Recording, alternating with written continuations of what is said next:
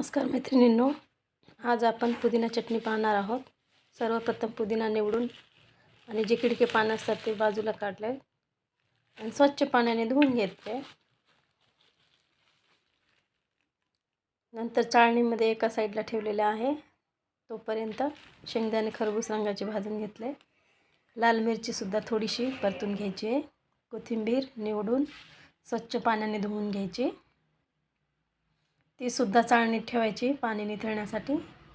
त्यानंतर मिक्सरच्या जारमध्ये लाल मिरची, शेंगदाणे आणि लसूण, 5-6 लसूणच्या पाकळ्या, जिरे, चवीनुसार मीठ घेतलंय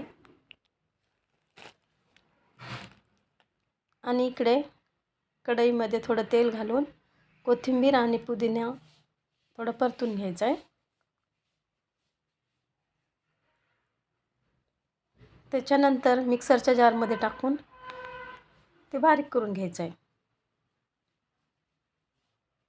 अशा प्रकारे बारीक करून घेऊन थोडेसे तेल घालून अगदी कुरकुरीत होईपर्यंत परतून घ्यायचं आहे। अतिशय खायला रुचकर आणि गुणकारी आहे ही पुदिन्याची चटणी। पित्तावर सुद्धा अतिशय उपयुक्त आहे। धन्यवाद।